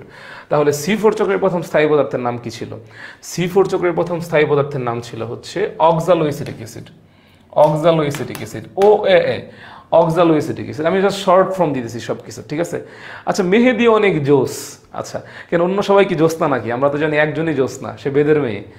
মেহেদি বলতেছে মেহেদি অনেক জোস, বাদ বাকি সবাই জোসনা, বাদ বাকি সবাই তো জোসনা না, শুধু একজন জোসনা, সে বেদের মেয়ে, ঠিক আছে। মেহেদি নাম চেঞ্জ করবি। আচ্ছা অক্সালোএসিটিক অ্যাসিড কি? অক্সালোএসিটিক অ্যাসিড। আচ্ছা এখন আমরা যদি কোরোপ্লাস্টের ধরন নিয়ে কথা বলি, আমরা যদি কোরোপ্লাস্টের ধরন নিয়ে কথা বলি, ঠিক আছে। এখন চিন্তা করে দেখেন কোরোপ্লাস্টের মানে হচ্ছে এই C4 চক্র বা হ্যাচুস ল্যাগ চক্র কিন্তু দুইটা কোষে ঢুকছিল। কয়টা কোষে ঘটছিল? দুইটা কোষে ঘটছিল, ঠিক আছে। বান্ডলসিদ কোষ এবং মেসোফিল কোষ। তার মানে এটা কিন্তু দুই ধরনের হবে, এটা কিন্তু দুই ধরনের হবে। তাহলে C4 চক্রে কোরোপ্লাস্টের ধরন হবে দুই ধরনের। কয় ধরনের? দুই ধরনের। অন্যদিকে এই C3 চক্রে এটা কিন্তু দুই ধরনের হবে না। কোরোপ্লাস্টের ধরন কয় ধরনের হবে? এক ধরনের। কোরোপ্লাস্টের ধরন আমরা কি বুঝতে পারতেছি? প্রত্যেকটা জিনিস আগের ক্লাসের সাথে লিঙ্ক করা। আগের ক্লাস না দেখে যদি কেউ ক্লাস করতে আসেন আশা করি আপনি কিছুই বুঝবেন না, ঠিক আছে। আচ্ছা এখন তো মোস্ট ইম্পর্টেন্ট টেম্পারেচার, টেম্পারেচারটা এখানে অনেক ইম্পর্টেন্ট। টেম্পারেচার বা তাপমাত্রাটা এখানে অনেক ইম্পর্টেন্ট। টেম্পারেচার বা তাপমাত্রাটা অনেক ইম্পর্টেন্ট। আচ্ছা আমরা কি পড়ে আসছিলাম? C3 উদ্ভিদ উচ্চ তাপমাত্রায় খাপ খাওয়াইতে পারে না, ঠিক আছে। আচ্ছা C3 উদ্ভিদ উচ্চ তাপমাত্রায় খাপ খাওয়াইতে পারে না, তার মানে এখানে টেম্পারেচারটা অনেক কম থাকবে। C3 উদ্ভিদের জন্য টেম্পারেচার হচ্ছে 10 ডিগ্রি সেলসিয়াস থেকে 25 ডিগ্রি সেলসিয়াস। এরা সাধারণত 10 ডিগ্রি থেকে 25 ডিগ্রি সেলসিয়াস টেম্পারেচারের মধ্যে খাপ খাওয়াইতে পারে। অন্যদিকে C4 উদ্ভিদ যেহেতু উচ্চ তাপমাত্রায় খাপ খাওয়াইতে পারে সেহেতু এটার জন্য টেম্পারেচারটা হচ্ছে 30 থেকে 45 ডিগ্রি সেলসিয়াস, 35 ডিগ্রি থেকে 45 ডিগ্রি সেলসিয়াস। খুব ইম্পর্টেন্ট, এমসিকিউর জন্য ইম্পর্টেন্ট, এমসিকিউর জন্য ইম্পর্টেন্ট। সবাই আমরা বুঝতে পারতেছি? আচ্ছা সবাই আমরা বুঝতে পারতেছি ব্যাপারগুলো? আচ্ছা না শুধু আমার ক্লাস করবেন কেন, সবার ক্লাসই করতে হবে, ক্লাস না করলে তো শিখতে পারবেন না, বাঁচতে হলে শিখতে হবে, জানতে হবে। আচ্ছা সাব্বির হোসেন, আগের ক্লাস না করেও সব বুঝতেছি কারণ আমি করতেছি, কারণ আমি কলেজে যে আপনি কলেজে ক্লাস করেন। আচ্ছা কার্বন ডাইঅক্সাইডের ঘনত্ব, কার্বন ডাইঅক্সাইডের ঘনত্ব আসলে C3 চক্রের মধ্যে বেশি লাগবে, C4 চক্রের মধ্যে কম লাগবে, ঠিক আছে। এখানে কার্বন ডাইঅক্সাইডের ঘনত্ব মিনিমাম 50 ppm লাগবে, 50 ppm লাগবে। ppm মানে কি বলেন তো কেউ কমেন্টে? ppm মানে কি? আচ্ছা বলেন কমেন্টে। কার্বন ডাইঅক্সাইডের ঘনত্ব, কার্বন ডাইঅক্সাইডের ঘনত্ব মিনিমাম হচ্ছে মিনিমাম কত লাগবে? মিনিমাম 50 ppm লাগবে, 50 ppm লাগবে, 50 ppm লাগবে হচ্ছে এই C3 চক্রের জন্য। ppm এর পূর্ণরূপ কি আসলে? ppm এর parts per million, exactly parts per million, parts per million. আচ্ছা আর আসলে এটা খুবই কম হইলেও চলে, 0.10 ppm হইলেও চলে, 0.10 ppm হইলেও চলে, ঠিক আছে। চিন্তা করেন 50 ppm আর 0.10 ppm আসলে মানে ডিফারেন্সটা দেখছেন? তাহলে আমরা দেখলাম C3 চক্রের জন্য কার্বন ডাইঅক্সাইডের ঘনত্ব কি লাগে? কার্বন ডাইঅক্সাইডের ঘনত্ব মিনিমাম 50 ppm লাগে, অনেক বেশি, ঠিক আছে, অনেক বেশি, ঠিক আছে। আর C4 চক্র 0.10, খুবই কম লাগে, পার্টস পার মিলিয়ন, এক্স্যাক্টলি। তার মানে আপনারা কেমিস্ট্রি খুব ভালো পড়ছেন না? ppm ppb এগুলো ভালো করে পড়ছেন, দ্যাটস গুড। আচ্ছা তাহলে আমরা C3 চক্র C4 চক্র পড়ে ফেললাম। আচ্ছা এখন আমাদেরকে আর একটা জিনিস পড়তে হবে, একটা শিওর শর্ট এমসিকিউ লেখেন, শিওর শর্ট এমসিকিউ। আচ্ছা আমি যে আপনাদেরকে এই যেভাবে শিওর শর্ট বলি, যে শিওর শর্ট এমসিকিউ এইটা ওইটা, আপনারা কি হচ্ছে আচ্ছা দেখেন শিওর শর্ট এমসিকিউ যে আমি বলি আপনারা কি মানে অবিশ্বাস হয় যে আসবে না, আসলে কি শিওর শর্ট? আমি কিন্তু সব কিছুর ক্ষেত্রে শিওর শর্ট বলি না, ঠিক আছে। শিওর শর্ট হচ্ছে সালোক সংশ্লেষণের বিক্রিয়াটা যদি আমরা দেখি, কার্বন ডাইঅক্সাইড যোগ পানি, সূর্যের আলো, সূর্যালোক, ক্লোরোফিল, উৎপন্ন হইতেছে কি? গ্লুকোজ, C6H12O6, অক্সিজেন আর পানি। তাহলে কি উৎপন্ন হইতেছে এখানে? অক্সিজেন উৎপন্ন হইতেছে। এখন এই অক্সিজেনটা আসলে মানে আসতেছে, দেখেন এখানে কার্বনের সাথেও কিন্তু অক্সিজেন আছে এবং পানির সাথেও কিন্তু অক্সিজেন আছে। এখন সালোক সংশ্লেষণে যে অক্সিজেনটা উৎপন্ন হয়েছে সেই উৎপন্ন অক্সিজেনের উৎস কোনটা? সালোক সংশ্লেষণে উৎপন্ন অক্সিজেনের উৎস কোনটা? সালোক সংশ্লেষণে উৎপন্ন অক্সিজেনের উৎস কোনটা? এটা পরীক্ষায় আসবে, এটা পরীক্ষায় আসবে। দেখেন কার্বনের সাথেও অক্সিজেন আছে, পানির সাথে অক্সিজেন আছে, এটা পরীক্ষায় আসবে। তো এইটা অ্যাকচুয়ালি এই উৎসটা হচ্ছে মেইনলি এই পানি। এখন এটা তো মুখে বললে হবে না যে মন চাইলো আর আমি মুখে বলে দিলাম, ঠিক আছে? এখানে কাঁচামাল কি কি ভাইয়া? আচ্ছা, কাঁচামাল হচ্ছে, ভালো করে মেহেদি অনেক জোস, কাঁচামাল হচ্ছে এইটুকু, এই চারটা হচ্ছে কাঁচামাল, এই চারটা হচ্ছে কাঁচামাল। এইটা পরীক্ষায় আসে। এটা মেডিকেলে 3বার আসছে, এটা মেডিকেলে 3বার আসছে যে সালোক সংশ্লেষণের কাঁচামাল কি কি, সালোক সংশ্লেষণের কাঁচামাল কি কি? কাঁচামাল হচ্ছে এই যে এই 4টা জিনিস, কার্বন ডাই অক্সাইড, পানি, সূর্যালোক এবং ক্লোরোফিল। এগুলা বিক্রিয়া করে এই যে জিনিসগুলো উৎপন্ন হয়, গ্লুকোজ, অক্সিজেন, পানি। তাহলে এগুলো হচ্ছে উৎপাদ, এগুলো হচ্ছে উৎপাদ, এগুলো হচ্ছে উৎপাদ, আর এগুলো হচ্ছে বিক্রিয়ক। বিক্রিয়কগুলাই হচ্ছে মেইনলি কাঁচামাল, ঠিক আছে? আচ্ছা, না পাকা মাল কোনগুলো এগুলো আমি জানি না অ্যাকচুয়ালি, ঠিক আছে? আচ্ছা, আমরা তাহলে দেখি এখানে। তো আমরা তো মুখে বললে আসলে হবে না যে সালোক সংশ্লেষণে উৎপন্ন অক্সিজেনের উৎস পানি, এটা তো আমি মুখে বললে হবে না, এটা আমাকে প্রুভ করে দেখাইতে হবে। তাহলে সেই প্রুফ বা প্রমাণটাই সৃজনশীলে আসবে। এটা আসবে এমসিকিউতে, এটা আসবে এমসিকিউতে, শিওর শর্ট এমসিকিউ, এটা আসবে এমসিকিউতে। এমসিকিউটা কি? যে সালোক সংশ্লেষণে উৎপন্ন অক্সিজেনের উৎস কি? পানি। তো এটা আমাদেরকে প্রুফ করাই যে দেখাইতে হবে, প্রুফ করাই দেখাইতে হবে। প্রুফ করানোর জন্য বেশ কিছু বিক্রিয়া আছে, বেশ কিছু কি আছে? বিক্রিয়া আছে, ঠিক আছে? তাহলে আমরা সেই প্রমাণে চলে যাই, আমরা সেই প্রমাণে চলে যাই। আচ্ছা, তাহলে তার আগে আমি একটা এমসিকিউটা প্র্যাকটিস করতে দিই আপনাদেরকে।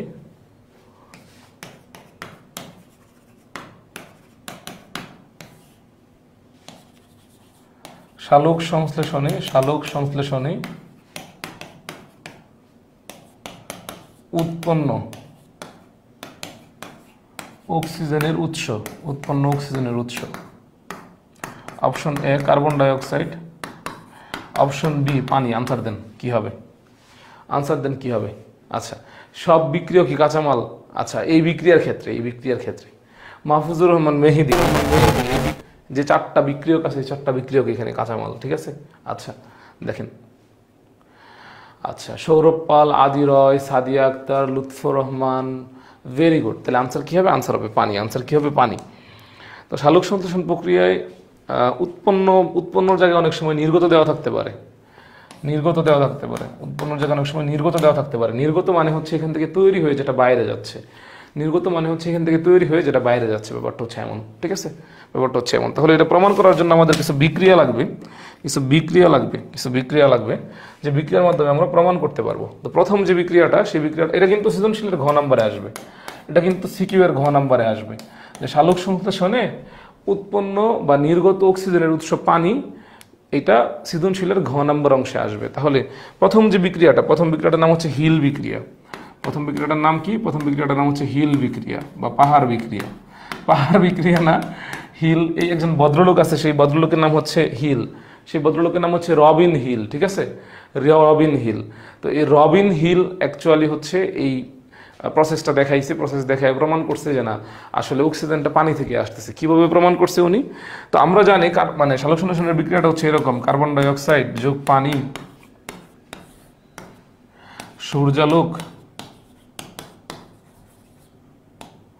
আর হচ্ছে ক্লোরোফিল, সূর্যালোক আর হচ্ছে ক্লোরোফিল উৎপন্ন হয়েছে গ্লুকোজ C6H12O6, অক্সিজেন আর হচ্ছে পানি। তো উনি আসলে এই বিক্রিয়াটাকে এভাবে না করে, আচ্ছা পানিতে তো কার্বন ডাই অক্সাইড এবং অক্সিজেন থাকে। আচ্ছা আগে দেখ আচ্ছা আগে বিক্রিয়াটা দেখ বাবা পুরাটা। আচ্ছা, উনি এই বিক্রিয়াটা কিভাবে না করে বিক্রিয়াটাকে কিভাবে করলো আমরা দেখি। আচ্ছা, 2A অজৈব জারক, আমি আগে বিক্রিয়াটা লিখতেছি তারপর বোঝাই দিতেছি। অজৈব জারক যোগ 2H2O, সূর্যের আলো থাকবে, ক্লোরোফিলও ছিল,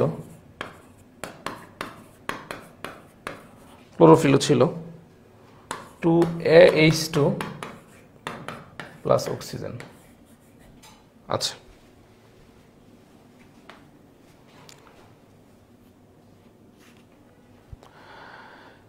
এখন এই যে উপরের বিক্রিয়া আর নিচের বিক্রিয়ার মধ্যে পার্থক্যটা কি? সাব্বির, তোর প্রশ্নের আনসারটা আমি পরে দিতেছি।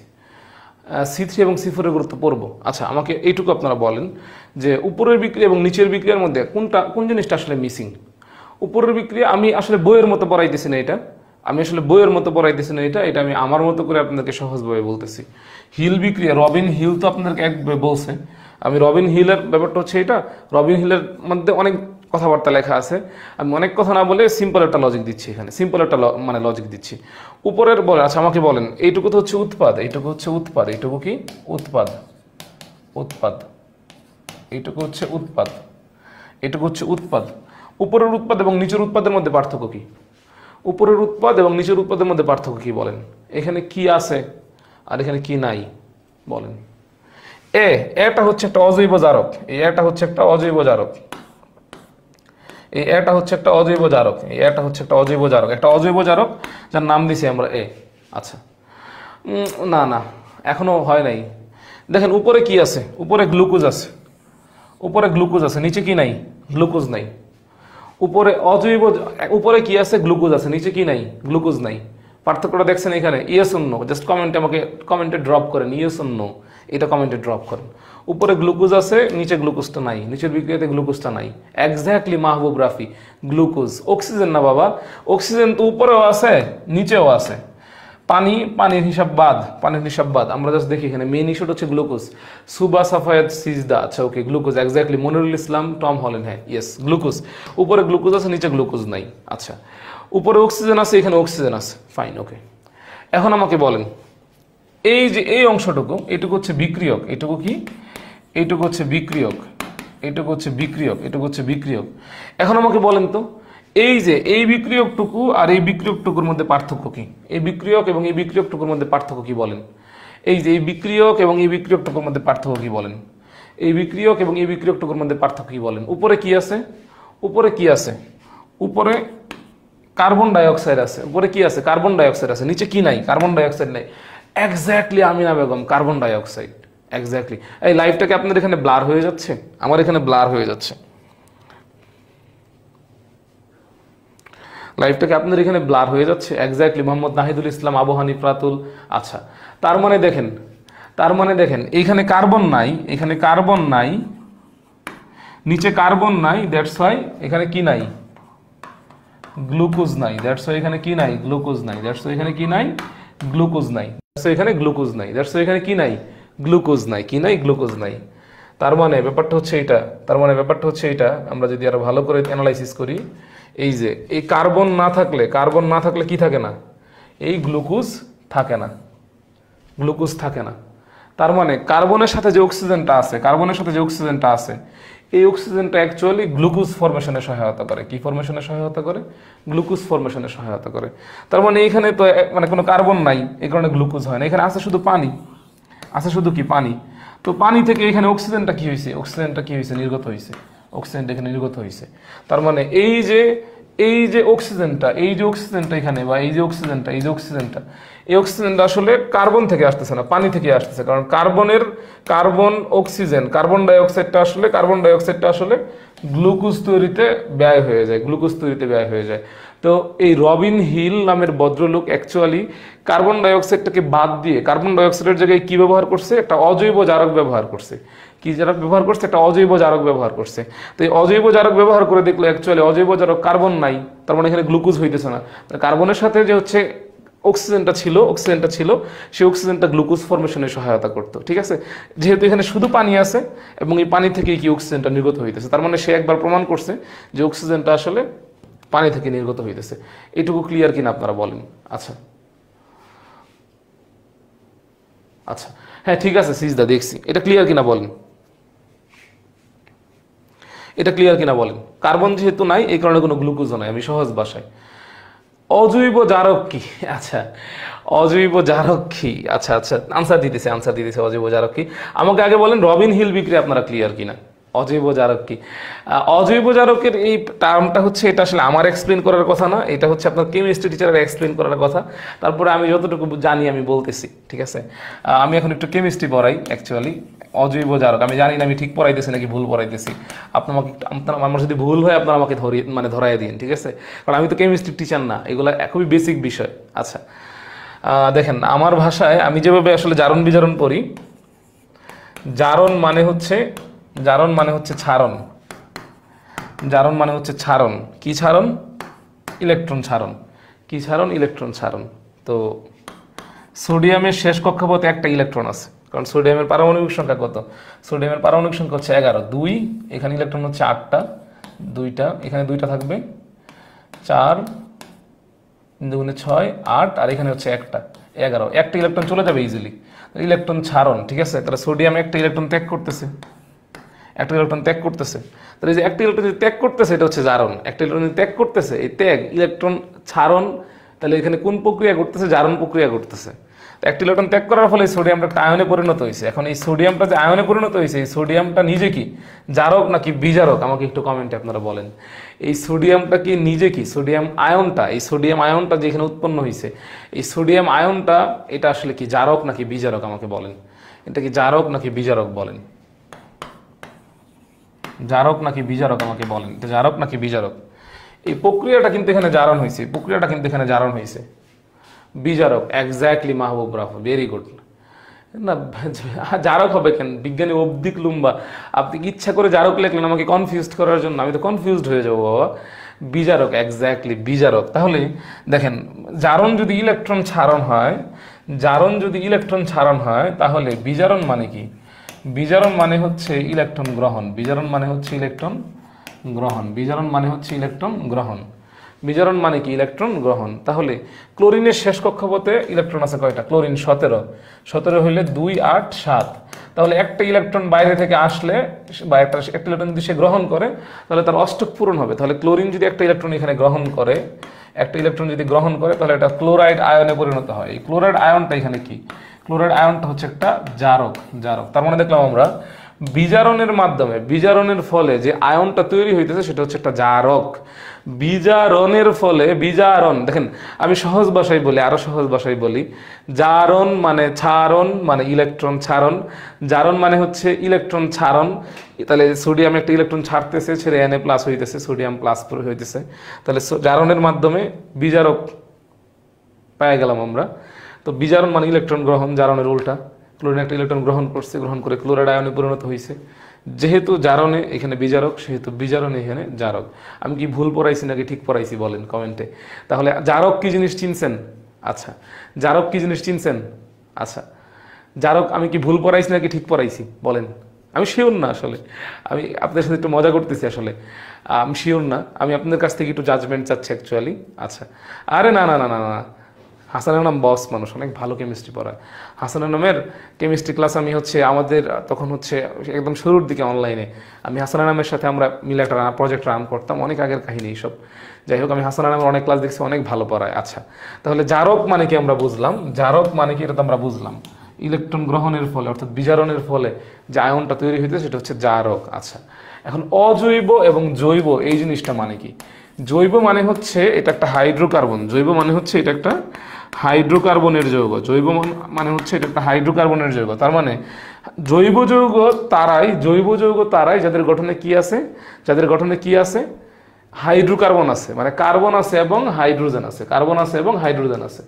তাহলে অজৈব যৌগ কারা? তারাই অজৈব যৌগ, তারাই অজৈব যৌগ যাদের গঠনে কার্বন এবং হাইড্রোজেন নাই, কার্বন এবং হাইড্রোজেন নাই, কার্বন এবং হাইড্রোজেন নাই। তাহলে অজৈব জারক মানে কি বুঝছেন? আমি জানি না আমি কেমন দেখাইছি আপনাদের। যাই হোক, আমরা পড়াশোনায় ফেরত আসি। আমাদের রবিন হিল বিক্রিয়া শেষ, এখন আমরা ভ্যান হিলের বিক্রিয়া পড়বো, ঠিক আছে? অজৈব মানে হচ্ছে যে যৌগের গঠনে কি নাই, যে যৌগের গঠনে মানে হচ্ছে ইলেকট্রন গ্রহণ, মানে জারক না বাবা। আমি হচ্ছে ব্যাপারটা এমন না, ব্যাপারটা এমন না, উল্টায় ফেলছে পুরাটা। ইলেকট্রন গ্রহণ মানে জারক না, ইলেকট্রন গ্রহণ মানে বিজারণ প্রক্রিয়া, ঠিক আছে? ইলেকট্রন গ্রহণের মাধ্যমে একটা আয়ন তৈরি হইতেছে, ঠিক আছে? সে আয়নটা হচ্ছে জারক। আচ্ছা, এই হুমায়রা মাহিদ আর হচ্ছে সিজদা ঝগড়াঝাটি লাগা যাবে না। আচ্ছা আচ্ছা, এটা হাসানের নামকে জিজ্ঞেস করেন। আচ্ছা, আমরা পড়াশোনায় ফেরত যাই। আমি তো কেমিস্ট্রি টিচার না, আমি আসলে এখানে বেশি না পারি, পরে ভুল করে ফেলবো, ভুল শিখিয়ে ফেলবো আপনাদের। যতটুকু আমি জানি সহজভাবে যতটুকু আমি জানি ততটুকু আমি বললাম। আচ্ছা আচ্ছা ওকে, এখন আমরা 2 নম্বর বিক্রিয়া চলে যাই। আমরা রবিন হিল, আমরা হিল সাহেবের বিক্রিয়া ক্লিয়ার কিনা, রবিন হিল সাহেবের বিক্রিয়া ক্লিয়ার কিনা, হিল সাহেবের বিক্রিয়া ক্লিয়ার কিনা, রবিন হিল সাহেবের বিক্রিয়াটা ক্লিয়ার কিনা। তাহলে আমরা এখন ব্যানগারের বিক্রিয়া বলবো। আচ্ছা, ভ্যান নীল পরীক্ষা, ভ্যান নীল পরীক্ষা, পরীক্ষার নাম কি? ভ্যান নীল পরীক্ষা, ভ্যান নীল পরীক্ষা,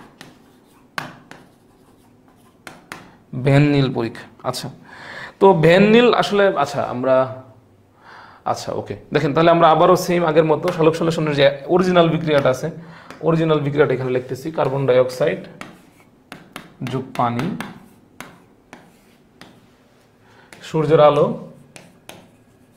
তারপর হচ্ছে ক্লোরোফিল বা সিএইচ, উৎপন্ন হইতেছে গ্লুকোজ C6H12O6, অক্সিজেন আর পানি, অক্সিজেন আর পানি, অক্সিজেন আর পানি। এখন এই ভ্যান নীল সাহেব আসলে কি করছে? ভ্যান নীল সাহেব আসলে কি করছে? ভ্যান নীল সাহেব একটা ব্যাকটেরিয়া, যেটা হচ্ছে সালফার ব্যাকটেরিয়া। কি ব্যাকটেরিয়া? Sulphur bacteria.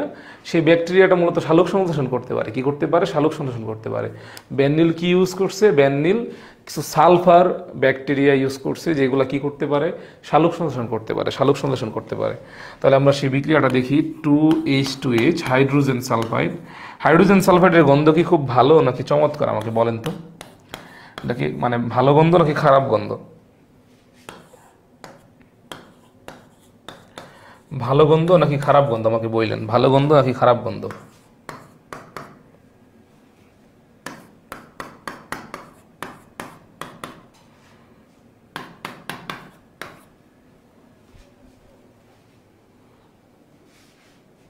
আচ্ছা, খারাপ গন্ধ।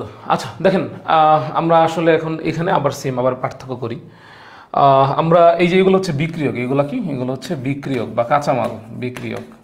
আচ্ছা, তাহলে এইগুলো বিক্রিয়ক। এখন এটা তো সালোক সংশ্লেষণের অরিজিনাল বিক্রিয়া, সালোক সংশ্লেষণের অরিজিনাল বিক্রিয়া বা হচ্ছে একুরেট বিক্রিয়া। বাট ভ্যান নীল সাহেব এই বিক্রিয়াটাতে একটু চেঞ্জ করছে।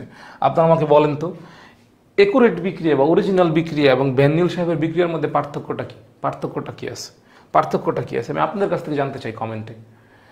আচ্ছা, বাজে গন্ধ বা খারাপ গন্ধ। আচ্ছা, ইউজুয়ালি পচা ডিম আছে না, পচা ডিম, পচা ডিমের মধ্যে এই হাইড্রোজেন সালফেটের গন্ধ থাকে, যার কারণে পচা ডিমের গন্ধটা এত অড হয় বা বাজে হয়। ঠিক আছে? আচ্ছা, এক্স্যাক্টলি মাহফুজুর রহমান মেহেদি, পানি। হ্যাঁ, আচ্ছা দেখেন, এই যে প্রধান বিক্রিয়া মানে যে মেইন বিক্রিয়া, মেইন বিক্রিয়ার মধ্যে কিন্তু পানি আছে, মেইন বিক্রিয়ার মধ্যে কি আছে? পানি আছে। বাট ভ্যান নীল সাহেব বা নীল রঙের ভ্যানওয়ালা যে বিক্রিয়াটা করছে, সেই বিক্রিয়ার মধ্যে কি নাই? পানি নাই। সেই বিক্রিয়াটার মধ্যে কি নাই? পানি নাই। কি নাই?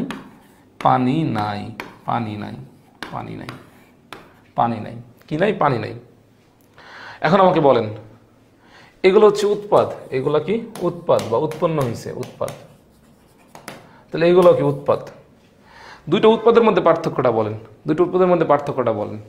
আমি কিন্তু আপনাদেরকে বেসিক শিখাইছি, আমি কিন্তু আপনাদেরকে বেসিক শিখাইছি। দেখেন এইখানে CH2O আছে, তাই না? এখানে CH2O আছে, ঠিক আছে?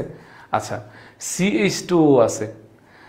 এই CH2O মানে কি? CH2O মানে কি? আমি কিন্তু এটা আপনাদেরকে পড়াইছি অনেক আগে। ধরেন কার্বোহাইড্রেট নামে একটা টার্ম আছে, কার্বোহাইড্রেট, কার্বোহাইড্রেট নামে একটা টার্ম আছে। কার্বোহাইড্রেটের বাংলা কি বলেন তো আমাকে? কার্বোহাইড্রেটের বাংলা হচ্ছে শর্করা। কার্বোহাইড্রেটের বাংলা কি? কার্বোহাইড্রেটের বাংলা হচ্ছে শর্করা। কি? শর্করা। আচ্ছা, রামসাগরের দল বলতেছে গ্লুকোজ নাই। আরে গ্লুকোজ নাই, আছে, দেখ। কার্বো মানে কি? কার্বো মানে হচ্ছে কার্বন, হাইড্রেট মানে হচ্ছে পানি, H2O। ধানমন্ডির রেস্টুরেন্ট, ঠিক আছে? ধানমন্ডির রেস্টুরেন্ট। তাহলে কার্বোহাইড্রেট শব্দটাকে যদি আমরা ভাঙি, কার্বোহাইড্রেট শব্দটাকে যদি আমরা ভাঙি, এই যে কার্বো, কার্বো মানে হচ্ছে কার্বন, কার্বো মানে হচ্ছে কার্বন, ঠিক আছে? কার্বো মানে হচ্ছে কার্বন। আর এই যে হাইড্রেট, হাইড্রেট শব্দের মানে হচ্ছে H2O, পানি। তাহলে কার্বোহাইড্রেটের সাধারণ সংকেত হচ্ছে CH2N, ঠিক আছে? CH2N। তাহলে N এর মান যদি 6 হয়, N এর মান যদি 6 হয়, তাহলে C6, 6 দুগুণে 12, O6। তাহলে এই যে CH2টা তো এখানে আছে, CH2 তো এখানে আছে। দেখ, এখানে কার্বন ডাইঅক্সাইড আছে, এখানে কার্বন ডাইঅক্সাইড আছে, এখানেও কিন্তু কার্বন ডাইঅক্সাইড আছে, কার্বন ডাইঅক্সাইড আছে, কার্বন ডাইঅক্সাইড আছে, ঠিক আছে। এই কার্বন ডাইঅক্সাইডটা অ্যাকচুয়ালি এই যে এখানে মনোস্যাকারাইড বা শর্করার যে ফরমেশন এখানে রাখছে। তার মানে আমরা দেখলাম কার্বন ডাইঅক্সাইডটা অ্যাকচুয়ালি এই শর্করা তৈরিতে হেল্প করতেছে, কিন্তু এইখানে পানির পরিবর্তে কে আছে? Hydrogen sulphide. পানির পরিবর্তে কে আছে? Hydrogen sulphide. এই যে H2, এই যে H2, এই যে H2, এই যে এখানে যে H2 আছে, এই যে এখানে যে H2 আছে, এখানে যে H2 আছে, এটা কিন্তু এখানে পানি গঠন করে ফেলছে, এই যে এখানে পানি গঠন করে ফেলছে। আর এই যে সালফারটা, এই যে সালফারটা, যে সালফারের জায়গায় এখানে তো হাইড্রোজেন, এখানে কিন্তু পানির পরিবর্তে কি ইউজ করা হয়েছে? হাইড্রোজেন সালফাইড ইউজ করা হয়েছে। তাহলে এই যে অক্সিজেন, পানি থেকে অক্সিজেনটা বের হয়ে এখানে চলে আসছিল, এখান থেকে চলে আসছিল। এই যে হাইড্রোজেন সালফাইড থেকে সালফাইডটা বের হয়ে এখানে চলে আসছে, এখানে চলে আসছে। যদি এখানে অক্সিজেন থাকতো, তাহলে এখানে কি আসতো? অক্সিজেন আসতো। বাট এখানে কিন্তু পানিটা নাই, মানে অক্সিজেনটা নাই। তার মানে পানি যেহেতু নাই, এখানে দেখ অক্সিজেনও নাই। কি নাই? অক্সিজেনও নাই। তার মানে আমরা বলতে পারি অক্সিজেনের উৎস কি? অক্সিজেনের উৎস হচ্ছে পানি। অক্সিজেনের উৎস কি? পানি। যদি এখানে পানি থাকতো, তাহলে এখানে অক্সিজেন আসতো। সামিউল মোহাম্মদ ওয়াহেদ বলতেছে বুঝতেছে না। আচ্ছা, ওয়াহেদ বাদে অন্যরা হচ্ছে বুঝছেন কিনা আমাকে বলেন। সৌরভ পাল, এক্স্যাক্টলি সৌরভ পাল বুঝছে যে হচ্ছে পানি নাই, এখানে পানি নাই, তাই এখানে অক্সিজেন মিসিং। আচ্ছা দেখ, এখানে অক্সিজেন আছে, এখানে অক্সিজেন নাই। তার মানে এই যে এখানে পানি ছিল, এখানে অক্সিজেন ছিল, এখানে পানি নাই, এই কারণে অক্সিজেন নাই। হ্যাঁ, আমি অ্যাকচুয়ালি সিক, অসুস্থ, জ্বর সর্দি কাশি। আমি ডেঙ্গু টেস্ট করে আসছি, আমি জানি না ডেঙ্গু হয়েছে কিনা।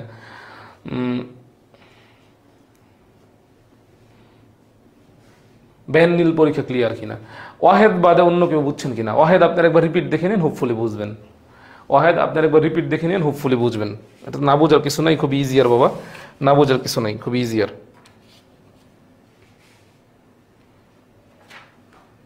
আচ্ছা ওকে, পানি নাই তাই অক্সিজেন না, এক্স্যাক্টলি ফারুক আহমেদের কথা মনে রাখেন। আমি কিন্তু এখানে মানে একদম পিন পয়েন্ট করে দিচ্ছি, সব পিন পয়েন্ট করে দিচ্ছি। পানি নাই তাই অক্সিজেন নাই, ঠিক আছে। আচ্ছা, তারপর আমরা দেখি এখান থেকে হচ্ছে আরও একটা বিক্রিয়া আছে। তিনটা বিক্রিয়া আমাদেরকে এখানে উল্লেখ করতে হবে। তিনটা বিক্রিয়া আমাদেরকে এখানে উল্লেখ করতে হবে। দুইজন ভদ্রলোক রুবেন ও কামেন, ঠিক আছে। রুবেন ও কামেন তাদের বিক্রিয়া, রুবেন ও কামেন তাদের বিক্রিয়া। তাহলে আমরা অরিজিনাল বিক্রিয়াটাকে লিখে ফেলি। অরিজিনাল বিক্রিয়াটা হচ্ছে কার্বন ডাইঅক্সাইড প্লাস পানি,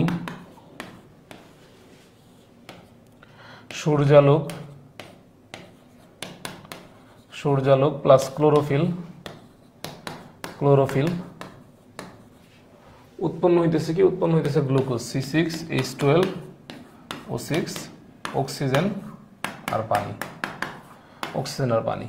তো রুবেন এবং কামেন সাহেব চিন্তা করলো, আচ্ছা রুবেন এবং কামেন সাহেব চিন্তা করলো যে আমরা আসলে এখানে একটা কাজ করি, আমরা এখানে অক্সিজেনের আইসোটোপ ইউজ করি। কি ইউজ করি? অক্সিজেনের আইসোটোপ ইউজ করি। কি ইউজ করবে তারা? অক্সিজেনের আইসোটোপ ইউজ করবে। এখন আমাকে বলেন আগে আপনারা আইসোটোপ কি এটা জানেন কিনা? মেডিকেল ভর্তি পরীক্ষায় অলওয়েজ প্রশ্ন আসে এই টপিকগুলো থেকে। কি টপিক বলে দিতেছি আমি? Isotope,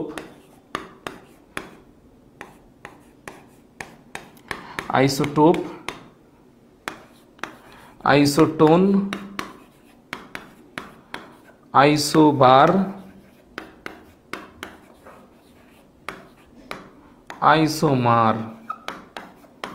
isomer. এই টপিক থেকে মেডিকেল ভর্তি পরীক্ষা অলওয়েজ প্রশ্ন আসে। ঠিক আছে। আচ্ছা, এই মেডিকেল ভর্তি পরীক্ষা অলওয়েজ প্রশ্ন আসে। আচ্ছা, আমি হচ্ছে একটু বুঝাই দিতেছি আপনাদেরকে, শর্টকাটে মনে রাখবেন কিভাবে সংজ্ঞাগুলা।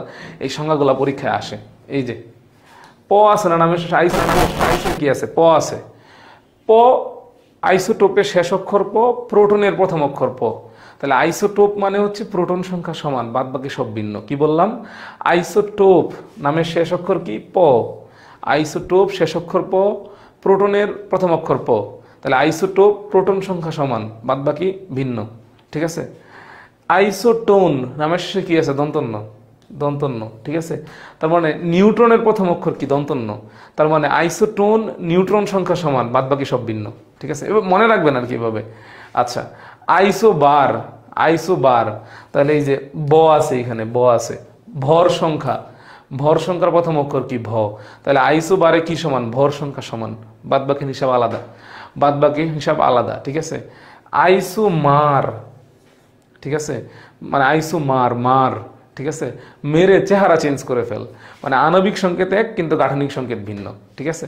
আইসোমার মার মেরে চেহারা চেঞ্জ করে ফেল, কি মানে হচ্ছে গাঠনিক মানে আণবিক সংকেতে গাঠনিক সংকেত ভিন্ন। তো যাই হোক, অক্সিজেনের কয়টা আইসোটোপ আছে বলেন? অক্সিজেনের কয়টা আইসোটোপ আছে বলেন? অক্সিজেনের কয়টা আইসোটোপ আছে বলেন? অক্সিজেনের কয়টা আইসোটোপ আছে? আচ্ছা, আরেকটা প্রশ্ন দেখি কমেন্টে কি আমাকে জানাইতে পারেন কিনা। একটা আইসোটোপ আছে কার কার? একটা আইসোটোপ আছে কার কার? একটা আইসোটোপ আছে কার কার?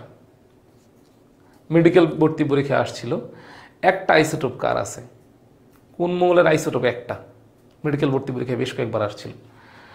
কোন মৌলের আইসোটোপ একটা? দেখি কমেন্টে কেউ জানাইতে পারে কিনা। 6টা, ভয়ঙ্কর ব্যাপার সাদমান। কোন মৌলের আইসোটোপ একটা? কোন মৌলের আইসোটোপ একটা? আচ্ছা যাই হোক, দেখ এখন আমরা অ্যাকচুয়ালি অক্সিজেনের যে 18, আচ্ছা সোডিয়াম এবং সিলভার, অ্যাডিবি দিদার, এটা কি অ্যাডভোকেট দিদার? আচ্ছা, মোস্ট প্রবাবলি ওর বাবার মানে হচ্ছে নাম দিয়ে ক্লাস করতেছে। আচ্ছা, সোডিয়াম গোল্ড, এদের আইসোটোপ একটা। আচ্ছা, আমরা এখানে এই বিক্রিয়াটা আসলে আমরা জানি অক্সিজেন আসলে কার্বনের সাথেও আছে, অক্সিজেন আসলে আছে, ঠিক আছে।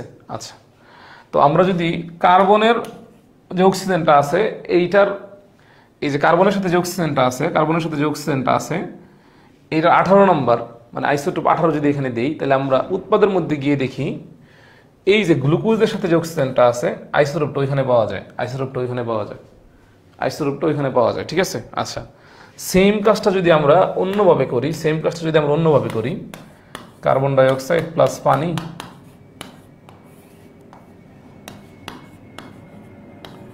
সূর্যালোক ক্লোরোফিল উৎপন্ন হইতেছে কি গ্লুকোজ C6H12O6 অক্সিজেন প্লাস পানি, অক্সিজেন প্লাস পানি। আমরা যদি অক্সিজেনের 18 আইসোটোপটা পানির অক্সিজেন, কারণ দেখেন আলটিমেটলি অক্সিজেনটা এখানে পানির সাথেও আছে কার্বনের সাথেও আছে। আমরা যদি কার্বনের মধ্যে মানে এই কার্বন ডাই অক্সাইডের মধ্যেও আছে, আমরা যদি কার্বন ডাই অক্সাইডের অক্সিজেনের মধ্যে 18 আইসোটোপ ইউজ করি, বিক্রিয়কে উৎপাদে গিয়ে আমরা এটা গ্লুকোজের সাথে খুঁজে পাই, উৎপাদে গিয়ে আমরা এটা কার সাথে খুঁজে পাই? গ্লুকোজের সাথে খুঁজে পাই, কার্বনের সাথে ইউজ করলে। আমরা যদি পানির সাথে অক্সিজেন 18টা ইউজ করি, তাহলে আমরা উৎপাদে দেখি বিক্রিয়কে যদি আমরা পানির অক্সিজেনের 18 আইসোটোপটা ইউজ করি, আমরা উৎপাদে গিয়ে দেখি অক্সিজেনের সাথে এটা আছে, অক্সিজেনের সাথে এটা আছে। তার মানে দেখেন এই যে এই বেসিকটা থেকে ইজিলি বোঝা যাইতেছে অক্সিজেনের 18 নম্বর মানে অক্সিজেন 18 যে আইসোটোপটা আছে, এই আইসোটোপ কার্বনের সাথে থাকলে গ্লুকোজের সাথে গিয়ে মানে গ্লুকোজের সাথে যে অক্সিজেন আছে সেখানে 18টা পাওয়া যাইতেছে। তার মানে এই যে অক্সিজেন, উৎপন্ন অক্সিজেন, এই উৎপন্ন অক্সিজেনের উৎস যদি কার্বন হইতো তাহলে এই আইসোটোপটা এখানে পাওয়া যেত, এখানে পাওয়া যেত।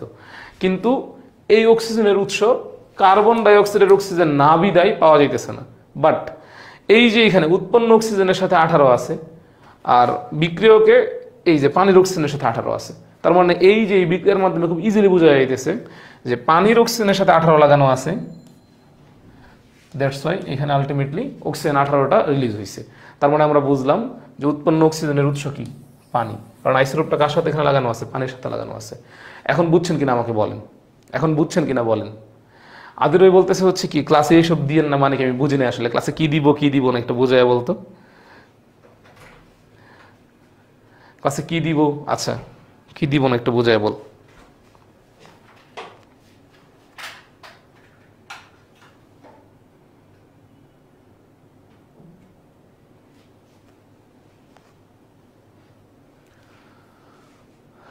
আচ্ছা ওকে, অল পানি পানি হয়ে গেছে। অ্যাগেইন সাব্বির হোসেন, সাব্বিরের মনে একটু বুঝতে কষ্ট হইতেছে সব কিছু। আচ্ছা আচ্ছা, আমি এখন রুবেন কামিলের অক্সিজেনের আইসোটোপ না দিয়ে আমরা হচ্ছে অন্য কিছু দিয়া বলি। ধর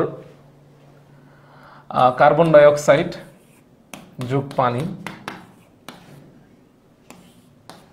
সূর্যের আলো H₈, ফোটন আর ক্লোরোফিল, ঠিক আছে, উৎপন্ন হয় কি? গ্লুকোজ,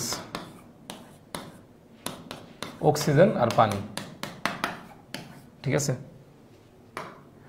এখন ধর অক্সিজেনের একটা আইসোটোপ আছে যার নাম হচ্ছে তৌফিক, ঠিক আছে। আচ্ছা এখন টি এই কারণে ধর এই টিটা আমরা তো অ্যাকচুয়ালি এই অক্সিজেনের সোর্সটা জানতে চাইতেছি। এই অক্সিজেনের সোর্সটা কি, অক্সিজেনের সোর্সটা জানতে চাইতেছি। এই অক্সিজেনটা কার্বনের সাথেও আছে, হাইড্রোজেনের সাথে মানে পানির মধ্যেও আছে। এখন এটা কি এই অক্সিজেনটা কি আসলে এখান থেকে যাইতেছে নাকি এখান থেকে যাইতেছে, এটা আমরা কিভাবে বুঝবো? ঠিক আছে, তো দেখ আমরা এই টিটা একবার এই কার্বনের সাথে লাগাইলাম, তাহলে আমরা টিটা গিয়ে পাইতেছি এখানে গ্লুকোজের সাথে যে অক্সিজেন আছে ওইখানে। তার মানে আমরা বুঝলাম এই কার্বন ডাইঅক্সাইড থেকে যে জিনিসটা পাইছি, কার্বন ডাইঅক্সাইডের সাথে যে অক্সিজেনটা আছে, এই অক্সিজেনটা আসলে গ্লুকোজ তৈরিতে হেল্প করতেছে। বাট এই টিটা যদি এইখানে না থেকে, এই টিটা যদি এখানে না থেকে এখানে থাকতো, তখন কিন্তু আমরা দেখলাম যে হচ্ছে এই পানির সাথে যদি টিটা থাকে, পানির অক্সিজেনের সাথে, দেন অক্সিজেনের উপর টি থাকে। মানে ব্যাপারটা হচ্ছে এটা, এই টিটা তখন এই অক্সিজেন পানির সাথে থেকে রিলিজ হইতেছে। ব্যাপারটা অনেকটা এমন, আমি মনে আরো কঠিন করে বুঝাইছি, আমার নিজের কাছেই পছন্দ হয় নাই এই প্রসেসটা, আমার নিজের কাছেই পছন্দ হয় নাই। আমি সহজ উদাহরণ দিতে গিয়ে অনেক কঠিন উদাহরণ দিয়ে ফেলছি। তৌফিকের নাম নিয়ে মজা করতে চাইছিলাম, বাট সহজভাবে বুঝাইতে গিয়ে আরো কঠিন ব্যাখ্যা দিয়ে ফেলছি সাব্বির। আমি আগেরটা দিয়ে বুঝাইতেছি, অক্সিজেনের আইসোটোপ আছে অনেকগুলা, ঠিক আছে। সেই আইসোটোপগুলা আমরা 18 নম্বর যে হচ্ছে 18 নম্বর যে আইসোটোপটা আছে অক্সিজেন 18 নম্বর না, সরি 18 নম্বর না, স্লিপ অফ টাং 18 নম্বর বলে ফেলছি আমি। অক্সিজেন 18 যে আইসোটোপটা আছে, এই অক্সিজেন 18 আইসোটোপটা আমরা একবার কার্বনের সাথে ইউজ করছি। কার্বনের সাথে ইউজ করে দেখলাম আমরা বিক্রিয়কে যদি আমরা 18 মানে অক্সিজেন 18 আইসোটোপটা ইউজ করি কার্বনের সাথে, তাহলে সেই অক্সিজেন 18টা গিয়ে গ্লুকোজের সাথে পাওয়া যায়। এটার সাথে কিন্তু আসতেছে না, এই আলাদা অক্সিজেনের সাথে কিন্তু আসতেছে না। তার মানে আমরা দেখলাম এই যে কার্বনের সাথে যে অক্সিজেনটা আছে, এই অক্সিজেনটা অ্যাকচুয়ালি গ্লুকোজ তৈরিতে হেল্প করতেছে। বাট এই অক্সিজেন 18 আইসোটোপটা যদি আমরা পানির সাথে রাখি, তাহলে কি এটা ফ্রি অক্সিজেন হিসেবে রিলিজ হইতেছে, এখানে 18 আছে। তার মানে এই অক্সিজেনটা অ্যাকচুয়ালি পানি থেকেই আসছে। প্রুফটা হচ্ছে এটা। আচ্ছা, এখনো যদি ক্লিয়ার না হয় তাহলে বল। I think clear.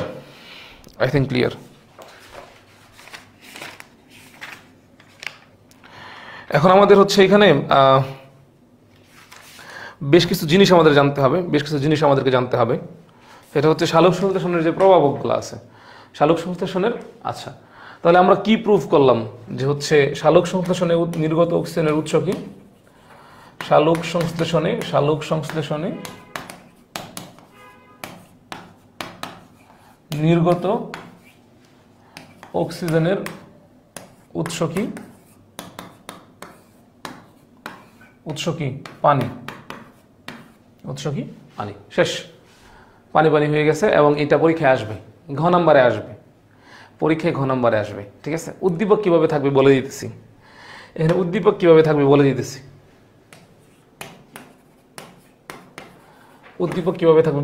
Carbon dioxide plus পানি, H new chlorophyll, X plus Y plus পানি। ঠিক আছে, এরকম করে উদ্দীপক থাকবে। তো এখানে অ্যাকচুয়ালি প্রশ্ন যেভাবে আসবে, এই এক্সটা আসলে কোন চক্রে উৎপন্ন হয়, ঠিক আছে, বা আলোর অনুপস্থিতিতে কোন চক্রে উৎপন্ন হয়। তো এক্সটা মিললে এখানে কি? এক্সটা হচ্ছে মিললে এখানে গ্লুকোজ। তো গ্লুকোজ কোন চক্রে উৎপন্ন হয় আলোর অনুপস্থিতিতে? কি হবে? C3 চক্র, C4 চক্র, ক্যাম্পক, এগুলা লিখতে হবে। এখান থেকে সৃজনশীল উদ্দীপক আরেকটা প্রশ্ন আসবে, এই যে ওয়াই এর যে উৎস, ওয়াইয়ের উৎস কি? তো ওয়াইটা হচ্ছে এখানে অক্সিজেন। তো অক্সিজেনের উৎস কি? অক্সিজেনের উৎস হচ্ছে পানি। তাহলে এটা প্রুফ করতে হবে, এটা প্রমাণ করতে হবে। তো আমি কিন্তু এখানে সবকিছুই পড়াই দিছি, ঠিক আছে, সবকিছু এখানে পড়াই দিছি। এটা হচ্ছে এখানকার উদ্দীপক এবং প্রশ্ন আমি বলে দিলাম। ঘ নম্বরে কি আসবে? আর এখানে ঘ নম্বরে আরেকটা জিনিস আসতে পারে, সেটা হচ্ছে এই যে প্রক্রিয়ার যে গুরুত্ব আছে, বা পরিবেশের উপর যে একটা প্রভাব আছে।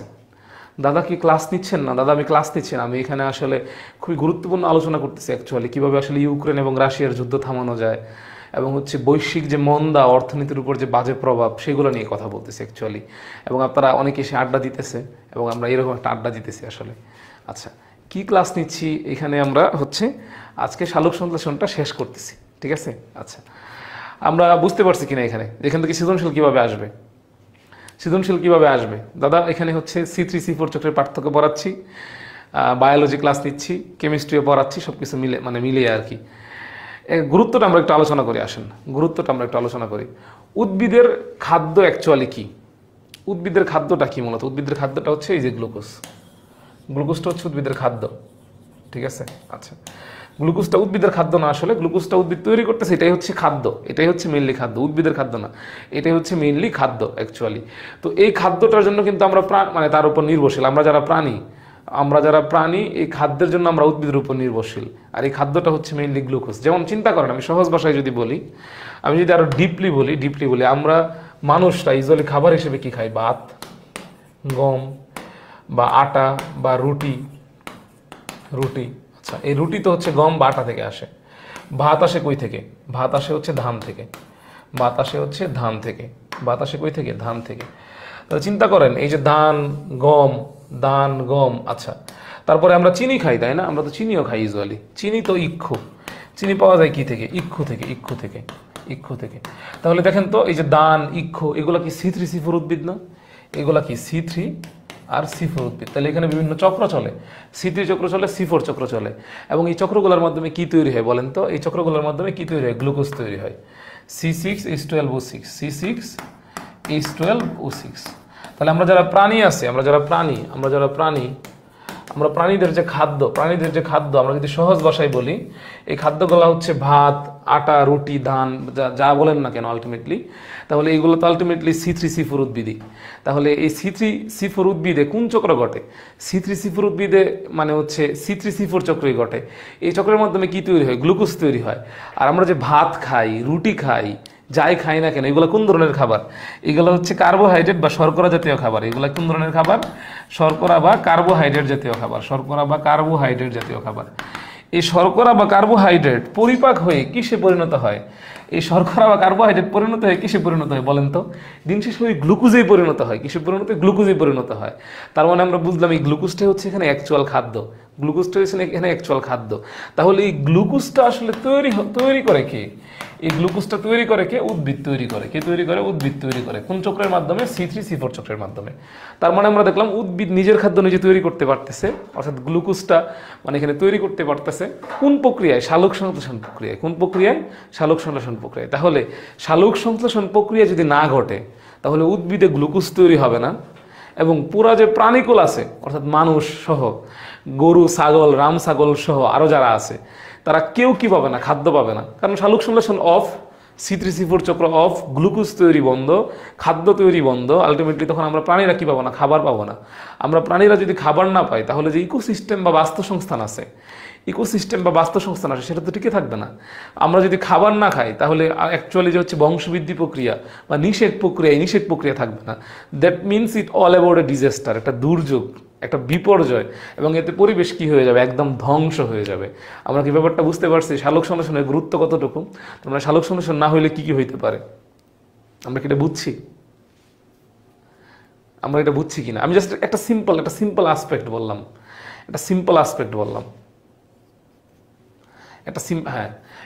মানে হচ্ছে ধান থেকেও তো রুটি তৈরি হয়। হ্যাঁ, আমি তো না করি নাই, ধান থেকে রুটি তৈরি হয় না। ধান থেকে চাল হয়, চালের রুটিও তো হয়, আমি না করি নাই তো। আচ্ছা, বেচারা এমন ভাবে বলছে যে ধান থেকেও তো রুটি তৈরি হয়, তার মানে হচ্ছে সে না বললে আমি জানতেই পারতাম না যে ধান থেকে রুটি তৈরি হয়। Thank you, this info changed my life. খুবই উপকৃত হলাম, ঠিক আছে? আচ্ছা, এখন আমরা এটুকু বুঝছি কিনা বলেন?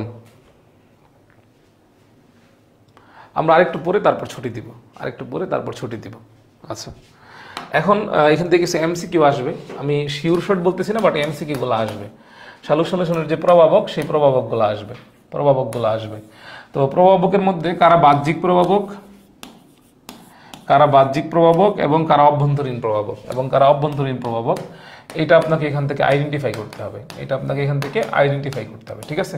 আচ্ছা, একটা কথা বলি, আমি একটা বেসিক জিনিস বলি। বেসিক জিনিসটা হচ্ছে এটা, বাহ্যিক প্রভাবকটা অলওয়েজ এনভায়রনমেন্ট বা পরিবেশের সাথে সম্পর্কিত। এনভায়রনমেন্ট বা পরিবেশের সাথে সম্পর্কিত, এনভায়রনমেন্ট বা পরিবেশের সাথে সম্পর্কিত, ঠিক আছে। আচ্ছা, তো এটা আমাকে বলে নাই, আমাকে বলে নাই আমাকে বলে নাই, আমি ওদেরকে মানে হচ্ছে বকা দিয়েছিলাম, বুঝছো, প্যারা নাই, নিউ কমেন্ট একটা চাপ দিয়ে দাও।